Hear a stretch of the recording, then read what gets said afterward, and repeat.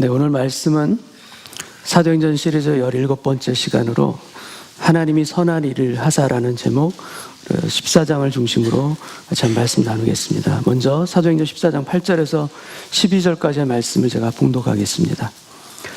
루스드라에 발을 쓰지 못하는 한 사람이 앉아 있는데 나면서 걷지 못하게 되어 걸어본 적이 없는 자라. 바울이 말하는 것을 듣거늘 바울이 주목하여 구원받을 만한 믿음이 그에게 있는 것을 보고 큰 소리로 이르되 네 발로 바로 일어서라 하니 그 사람이 일어나 걷는지라. 무리가 바울이 한 일을 보고 루가오니아 방언으로 소리질러 이르되 신들이 사람의 형상으로 우리 가운데 내려오셨다 하여 바나바는 제우스라 하고 바울은 그 중에 말하는 자이므로 헤르메스라 하더라. 아멘. 안디옥 교회 파송을 받고 바나바와 바울 두 사람은 1차 선교 여행을 떠납니다. 성경상에 처음으로 나타나는 전문 선교사의 등장이기도 합니다. 구약에서도 물론 선교 사역은 볼 수가 있습니다. 대표적인 경우로는 요나의 경우로 우리가 볼 수가 있습니다. 하나님의 명령으로 요나는 니누의 백성들에게 회개하라는 하나님의 말씀을 전합니다. 그러나 요나의 이 사역을 우리가 선교 사역이라고는 볼 수는 있지만 그를 선교사라고 부르지는 않습니다. 오히려 요나는 선교사라기보다는 선지자라고 부르는 것이 맞을 것입니다. 그러나 바나바와 바울은 말 그대로 선교사입니다. 그리고 이 둘은 하나님의 뜻에 따라서 선교사가 되었을 뿐만 아니라 안디옥 교회, 즉 교회의 파송으로, 다시 말씀하면 교회와 함께 이 선교를 시작합니다. 여러분, 선교는 누가 합니까? 선교는 누가 합니까? 많은 답이 가능할 것입니다. 선교는 하나님이 합니다 라는 대답도 물론 맞는 말씀이고요. 근데 주로 선교는 선교사님이 하시죠. 그런데 선교는 교회가 함께 합니다. 교회가 선교하는 것입니다.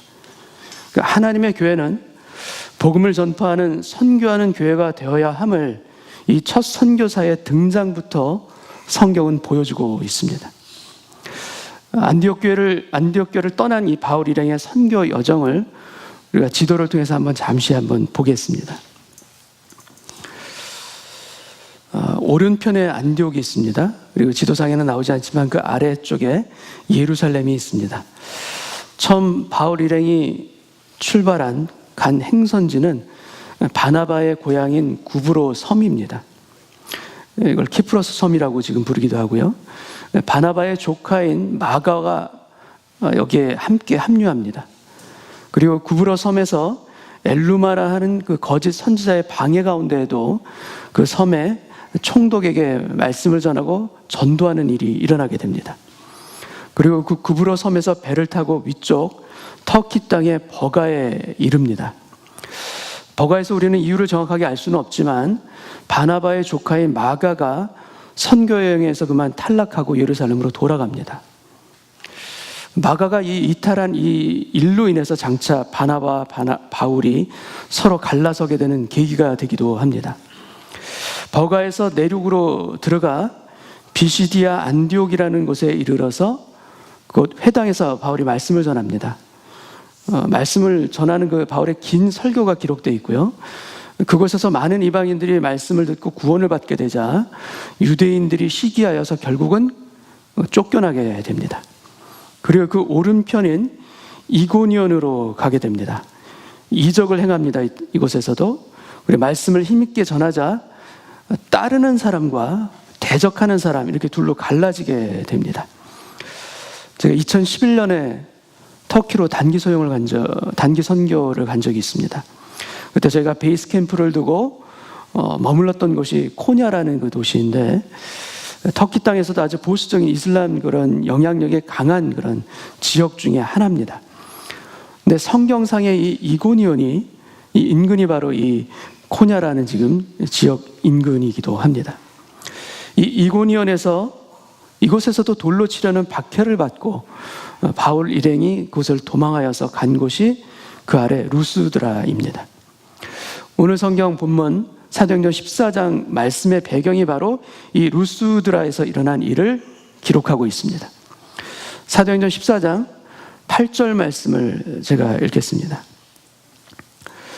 루스드라에 발을 쓰지 못하는 한 사람이 앉아 있는데 나면서 걷지 못하게 되어 걸어본 적이 없는 자라. 사도행전 3장에서도 나면서부터 걷지 못했던 한 사람이 등장합니다. 바로 성전 미문 앞에 앉아서 구걸하던 바로 그 사람입니다. 베드로와 요한이 그를 보고 말을 하죠. 금과 은은 내게 없거니와 내게 있는 것으로 내게 주노니 곧 나사렛 예수 그리스도의 이름으로 일어나 걸으라. 이 14장 사건은 베드로와 요한이 경험했던 성전 미문 앞 사건과 아주 비슷합니다. 여러분, 14장에 나오는 이 사람, 루스드라에 있는 걷지 못하는 이 사람이 어떻게 될까요? 여러분 아십니까? 이 사람이 어떻게 되는지? 알죠? 이 사람이 걷게 되죠.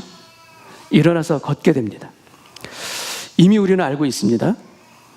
그래서 그가 일어나 걷는 것이 그리 놀랍게 여겨지지 않죠. 이 일이. 성경을 보는데 우리 마음에 이미 그가 일어설 것을 익숙하게 알고 있다면 이 말씀은 우리의 마음에 역사하기가 어려울 수가 있습니다. 무슨 말이냐면 이 장면이 당연하고 익숙하게 받아들여질 때 주님의 능력이 임하기 어렵다는 말씀입니다. 오히려 이 장면이 당연하게 느껴지지 않을 때 이 말씀이 능력으로 다가오게 됩니다. 이 장면이 마음에 걸려요. 이것이 당연하게 느껴지지 않고 가슴이 아프게 느껴져요. 그러할 때 성령의 역사가 임하는 것을 우리는 경험할 수 있습니다. 문자를 인쇄하는 글자판을 활자라고 합니다. 현재는 컴퓨터 인쇄가 워낙 발달했기 때문에 이 활자 인쇄가 지금은 거의 없어졌지만 예전에 우리의 책이나 또 우리가 읽고 있는 성경은 다 활자로 이렇게 만들어졌었습니다. 활자는 살활의 글자자입니다. 말 그대로 살아있는 글입니다. 여러분, 이 활자의 역사가 우리에게 임할 때 여러분 뭔가 일어납니다.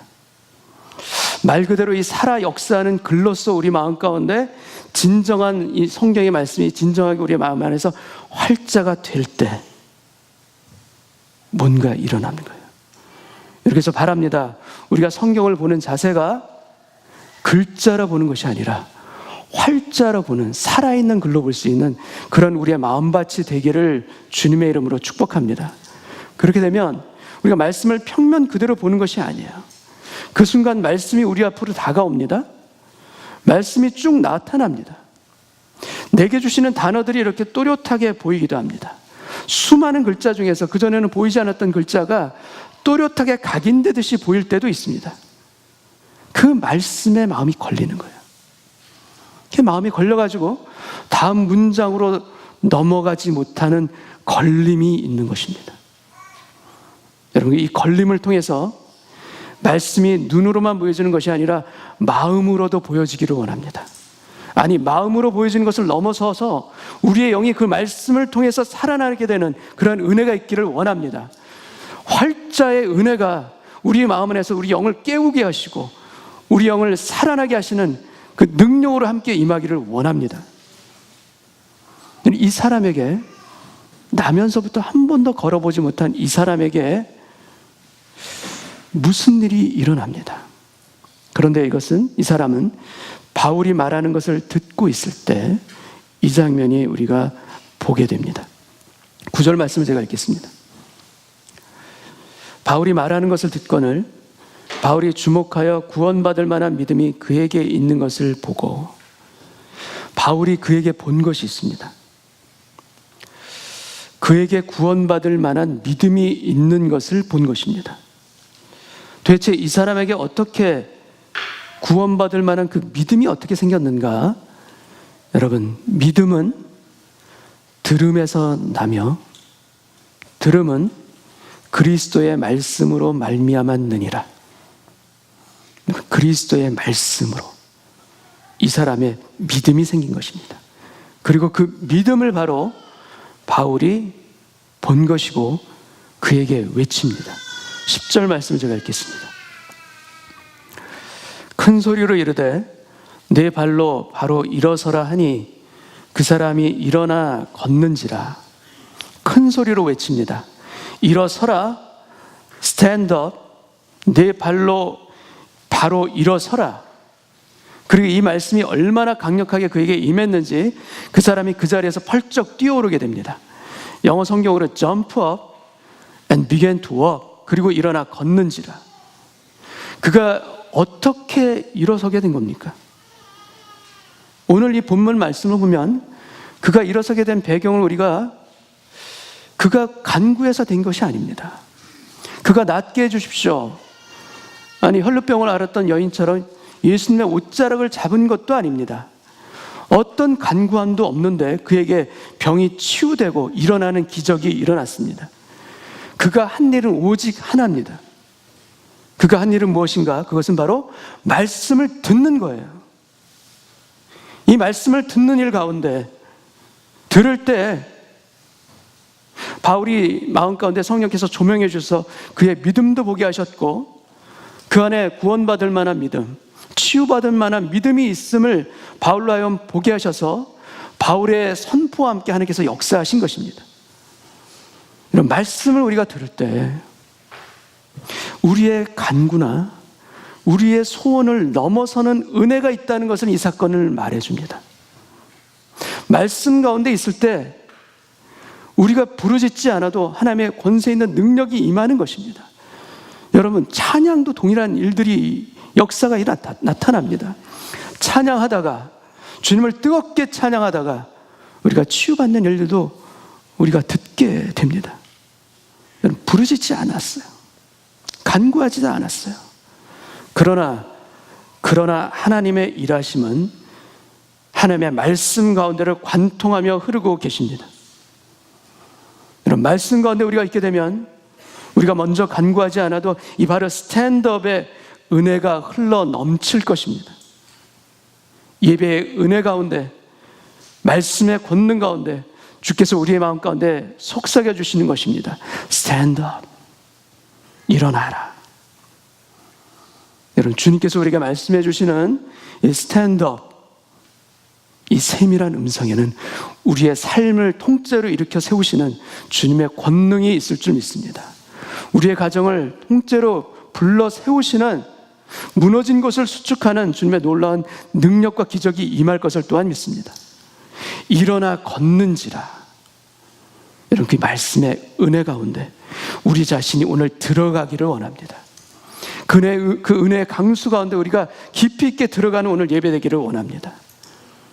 여러분, 이 놀라운 일을 보고 루스드라 사람들은 그들이 섬기는 신들이 강림하였다라고 생각합니다. 11절을 제가 읽겠습니다. 무리가 바울이 한 일을 보고 루가오니아 방언으로 소리질러 이르되 신들이 사람의 형상으로 우리 가운데 내려오셨다 하여. 신들이 사람의 형상으로 오셨다. 12절 말씀. 바나바는 제우스라 하고 바울은 그 중에 말하는 자이므로 헤르메스라 하더라. 그리스 신화에 나오는 최고의 신의 이름이 바로 제우스입니다. 주로 번개를 손에 든 모습으로 그려지고 있고요. 동일한 이 신화가 로마 신화로 가게 되면 주피터에 해당하는 것이 바로 제우스입니다. 그리고 헤르메스는 이 제우스의 아들이고요. 그가 하는 주로 사역은 무엇인가 하면 메시지를 전하는 전령의 신이 바로 그가 하는 일입니다. 그리고 예전 개역 한글 성경에서는 스스와 허메로 이 부분이 번역되어 있습니다. 근데 제우스 신당의 제사장들이 소와 화환들을 가지고 이 두 사람에게 제사하고자 옵니다. 근데 그것을 보고 이 두 사도가 옷을 찢고 거룩한 분노 가운데 외칩니다. 15절 말씀을 제가 읽겠습니다. 이르되 여러분이여 어찌하여 이런 일을 하느냐? 우리도 여러분과 같은 성정을 가진 사람이라. 여러분에게 복음을 전하는 것은 이런 헛된 일을 버리고 천지와 바다와 그 가운데 만물을 지으시고 살아계신 하나님께로 돌아오게 함이라. 살아계신 하나님께로 돌아오게 함이라. 여러분, 우리가 복음을 전하는 목적이 바로 여기에도 나옵니다. 바로 헛된 일을 버리고 살아계신 하나님께로 돌아오게 함이라. 복음은 우리에게 능력으로 임합니다. 어떤 능력으로 임하는가? 우리 마음 안을 휘젓고 있는 헛된 생각과 헛단한 마음을 몰아냅니다. 그리고 버리게 합니다. 그래서 우리로 하여금 살아계신 하나님 앞으로 돌아와 바르고 능력 있게 살도록 역사하는 힘이 바로 복음 안에 있습니다. 이 복음이 우리를 만지시는 것, 우리를 새롭게 하는 것입니다. 16절 말씀, 바울이 루스드라 사람들에게 외치는 말입니다.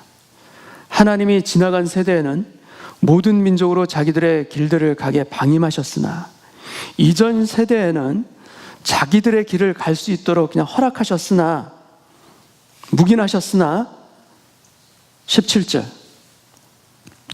그러나 자기를 증언하지 아니하신 것이 아니니. 이전 세대에서는 자기들을 가도록 묵인하셨지만 그렇다고 하나님께서는 자신을 증거하지 않으신 것이 아니다. 하나님은 분명한 자기 자신을 사람들에게 나타내시고 스스로를 증거하셨다. 사도 바울이 루스드라 사람들에게 외친 것입니다. 그리고 이 말씀에 대한 사도 바울의 보다 자세하고 파워풀한 설명이 로마서에 나옵니다. 로마서 1장 20절 말씀, 메시지 성경으로 된 부분을 제가 읽겠습니다. 하나님이 실제하신다는 것은 너무도 분명한 근본 사실입니다. 그저 눈을 떠보기만 해도 보이지 않습니까? 하나님이 창조하신 것을 찬찬히 그리고 유심히 바라보았던 사람들은 언제나 그 눈으로는 볼 수 없는 것, 이를테면 그분의 영원한 능력이나 신성의 신비를 볼 수 있었습니다. 따라서 누구도 변명할 수 없습니다. 바울은 분명하게 경고합니다. 너희가 핑계치 못할지니라. 하나님이 도대체 어디 계십니까? 하나님이 계시다면 보여주시옵소서. 보이지도 않는 존재신 하나님을 우리가 어떻게 알 수가 있습니까? 여러분, 그러나 하나님 말씀합니다. 너희가 핑계치 못할지니라. 나는 나의 하나님됨을 만물을 통해서 나타내었다. 오늘 루스드라에서 바울은 같은 이야기를 하면서 그들을 설득합니다. 하나님은 천지를 지으시고 바다와 만유를 지으신 분이시고 그분 스스로 자신을 증거하셨다 말씀한 것입니다. 그리고 그 증거로 사도 바울은 두 가지를 주장합니다. 17절 후반부가 바로 그 내용입니다. 17절 후반부를 제가 읽겠습니다. 곧 여러분에게 하늘로부터 비를 내리시며 결실기를 주시는 선한 일을 하사 음식과 기쁨으로 여러분의 마음에 만족하게 하셨느니라 하고, 하나님이 자신을 나타내시는 증거, 공급하심은, 이 성경을 통해서 우리가 보게 되는 것은 하나님이 우리 자신을 증거하시는 것이 있는데, 우리 한글 성경을 보면은 풀어서 이것을 번역했기 때문에 그것이 명확하게 드러나지 않는 데 반해서 헬라어 원문에는 그 구조가 아주 명확합니다. 그리고 그것은 영어로 된 부분을 보면 이해하기가 더 쉽습니다. For he did good, 그는 선한 일을 하셨다. By giving, 두 가지로 증거하셨는데, 하나는 by giving, 공급하시는 것이고요. 다른 하나는 by satisfying, 만족하게 하시는 것. 두 가지로 하나님을 증거하셨다 말씀합니다. 하나님 자신이 나타내시는 증거, 이 공급하심, 기빙에는 또 두 가지 예를 들었는데, 하나는 하늘로부터 내리는 비고요, 다른 하나는 결실하는 때인 결실기입니다. 그리고 두 번째 증거, 만족하게 하심 또는 가득 채우심이라는 이 뜻은 여기에도 두 가지 의미가 담겨져 있는데, 하나는 음식이고요, 다른 하나는 우리 마음의 기쁨입니다. 여러분, 육적인 만족이 되는 음식과 더불어, 양식과 더불어 정신적인 만족이 되는 기쁨을 채워주셨다라고 말씀합니다. 하나님이 무엇으로 자신을 증거하시는가? 우리에게 선한 일을 하사. 여러분, 하나님은 우리의 필요를 채워주시고 공급해 주시는 선한 것으로 자신을 증거하고 계십니다. 여러분, 누구의 선한 것입니까? 이게 누구에게 유익한 것입니까? 바로 우리에게 선하고 우리에게 유익한 것으로 나타내시는 겁니다. 하나님은 선한 일을 통하여 반드시 자신을 증거하십니다. 우리에게 선하고 유익한 것을 통해서 하나님의 하나님 되심을 우리 인생 가운데서 반드시 나타내시는 분이 아버지 하나님이세요. 하나님께서는 그분의 광대함과 그분의 절대적인 권능을 통해서 자신을 증거하시는 것보다 선하신 일들을 우리 앞에 베푸심으로 말미암아 우리에게 자신을 나타내시는 경우가 훨씬 더 많습니다. 내가 온 우주의 창조자이다. 내가 모든 인생의 주관자이니라. 이렇게 자신을 증거하시는 것이 아니라 내가 너를 지키는 자이며 너를 먹이고 입히는 하나님이다. 이렇게 증거하십니다. 내가 너의 신음소리를 듣고 있으며 나는 너의 눈물을 닦아주는 너의 하나님이다. 이렇게 증거하십니다. 사방으로 우겨쌈을 당하여도 쌓이지 않도록 보호하는 나는 너의 하나님이다. 거꾸리팀을 당하여도 너는 망하지 않는다. 이는 내가 너를 반드시 다시 일으키는 너의 하나님이 됨이니라. 하나님 우리에게 이렇게 역사하십니다. 버러지 같은 너 야곱아, 버러지 같은 너 야곱아, 너희 이스라엘 사람들아, 두려워하지 말라. 나 여호와가 말하노니 내가 너를 도울 것이라. 가련하고 가난한 자가 물을 구하되 물이 없어 갈증으로 그들의 혀가 마를 때, 물이 없어 그들의 혀가 타들어갈 그때 나 여호와가 그들에게 응답하겠고 나 이스라엘의 하나님이 그들을 버리지 아니할 것이라. 내가 너를 굳세게 하리라. 참으로 너를 도와주리라. 참으로 나의 의로운 오른손으로 너를 붙들리라. 여러분, 이것이 하나님이 자신을 우리에게 나타내시는 방법입니다. 이렇게 나타내십니다. 우리에게 공급해 주심과 만족해 하심으로 선하게 일하시는 이 하나님, 이것이 하나님 자신을 우리에게 보여주시는 가장 분명한 증거라는 것입니다. 여러분, 저는 이 증거 앞에 무릎을 꿇지 않을 수가 없습니다. 이 분명한 증거 앞에 저는 눈물을 흘리지 않을 수가 없습니다. 왜냐하면 이 하나님의 이 선하신 증거가 제 인생을 뒤돌아봤을 때 너무나도 많기 때문이에요. 너무나도 가득하기 때문이에요.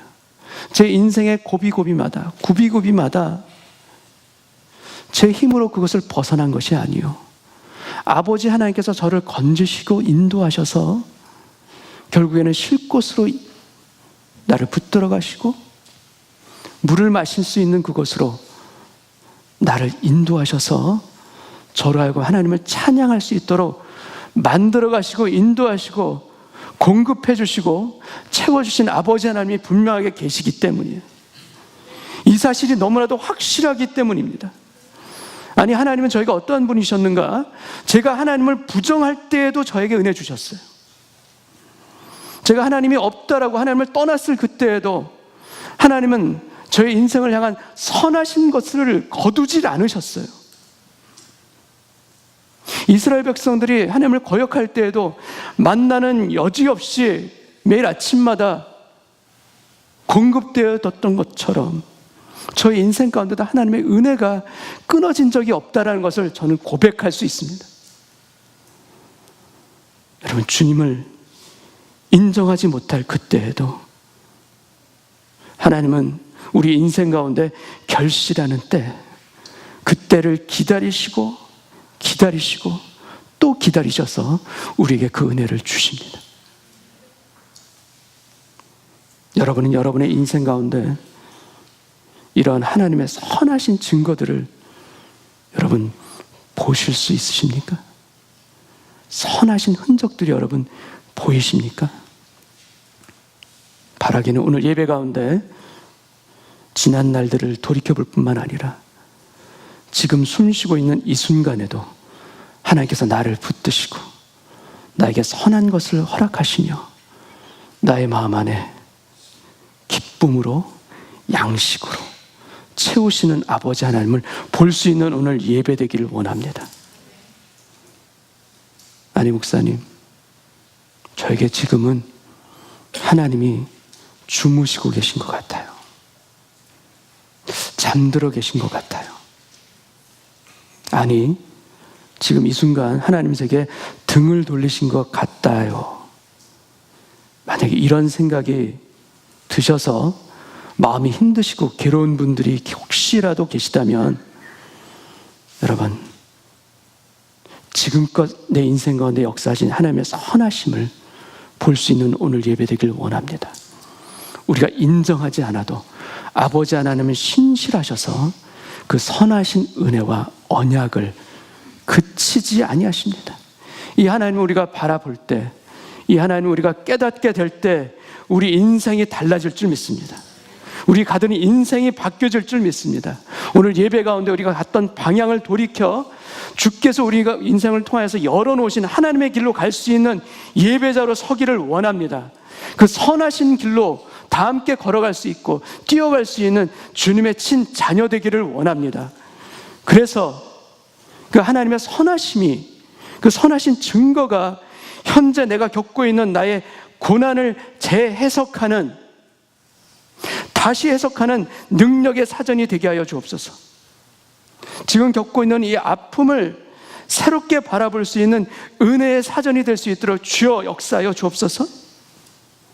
그 하나님의 선하신 증거들이 나의 연약한 믿음을 더 굳건히 세워가고 주님 앞에 더 붙들리는 인생으로 우리를 붙잡는 주님의 은혜의 삼겹줄이 되게 하여 주옵소서. 이 기도가 있을 때, 이 간구함이 있을 때 우리 안에서도 스탠드업의 역사와 은혜가 동일하게 임할 것을 믿습니다.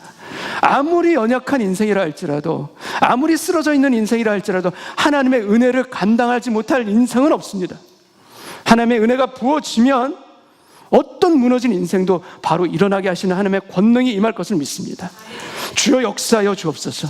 우리 가정 가운데, 우리의 자녀 가운데, 나의 인생 가운데 주님의 역사가 임할 것을 믿고 구하오니 말씀 가운데 들어가는 오늘 예배되게 하여 주옵시고 그 은혜 가운데 선한 것으로 채우시는 아버지 하나님을 만나고 뜨겁게 감격 가운데 찬양하는 우리 모두 되게 하여 주옵소서. 이 고백과 감사가 오늘 저희 모두에게 있는 은혜의 예배, 찬양의 예배, 선하심을 외치는 예배 되기를 주님의 이름으로 축원합니다. 다 같이 한번 기도하겠습니다. 아버지 하나님, 왜 이렇게 자주 있습니까? 아버지 하나님이 나의 목자이시라는 것을 왜 이렇게 자주 있는지요? 다시 한번 마음 안에 새기기를 원합니다. 주님, 하나님께서 선한 것으로 내게 역사하시사 양식과 기쁨뿐만 아니라 만족케 하시는 아버지 하나님뿐만 아니라 공급해 주심으로 말미암아 결국에는 아버지 하나님을 찬송케 할 그 하나님을 내가 믿고 고백합니다. 주님, 그 믿음이 있는 곳에 우리의 의심이 사라질 줄 믿습니다. 그 믿음이 선포되는 그곳에 우리의 불안함과 우리의 두려움까지도 몰아내게 하는 능력이 임할 줄 믿사오니 오늘 예배드리는 저희들 마음 가운데 그 은혜로 임하여 주옵소서. 우리의 좁은 마음을 활짝 열고 주님을 초청합니다. 아니, 이미 우리 안에 계신 아버지 하나님의 은혜를 우리가 찬양합니다. 주여, 그리하여서 주의 말씀 안에서 우리가 믿음으로 고백하게 하여 주옵시고 그 안에 거하게 하여 주셔서 우리의 소원과 간구함을 넘어서는 주의 놀라운 은혜가 임하가 하시사 스탠드업의 은혜로서 우리를 붙잡아 주시옵소서.